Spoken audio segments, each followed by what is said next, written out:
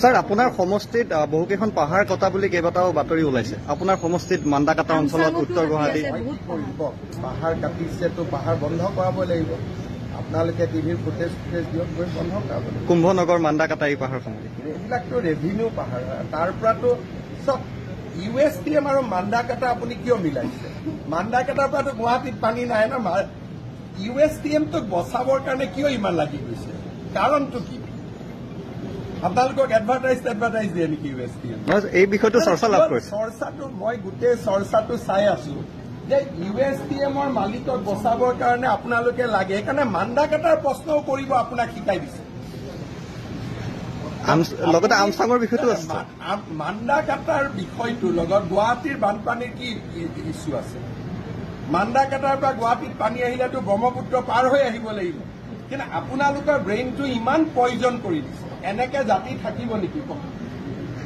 গোটেই বিষয়টো চাই সেউজীকৰণৰ ক্ষেত্ৰত মই সেউজীকৰণৰ বিষয় উঠোৱা নাই ন, গুৱাহাটীত পানী অহা। তাৰমানে আপোনালোকৰ মাইণ্ডবিলাক কিমান পয়জন কৰি দিছে। আপোনাৰ নামটো কি? শ্বাহ আলম।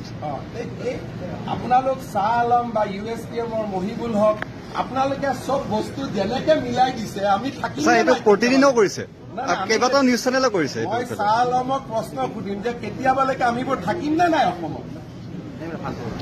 আমাক থাকিব দিব নে নাই? কেতিয়াবা এই কথাখিনি কব।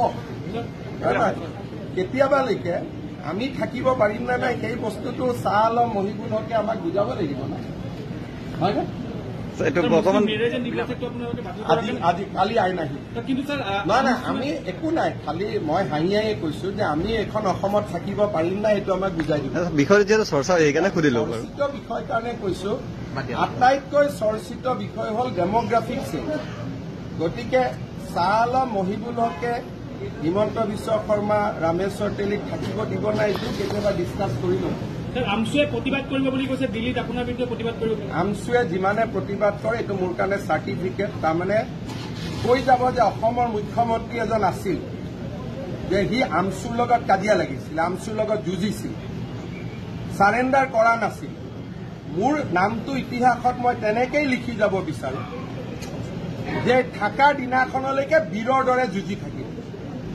তেনেকেই মোৰ নামটো লিখি যাওক আৰু তেনেকে মোৰ নামটো লিখি থাকক। উত্তেজিত কৰি আছে ৰাইজক তেনেকে দিল্লীত কোনো নাই, উত্তেজিত কৰিলেও ইয়াত মই আছো, একো কৰিব নোৱাৰো।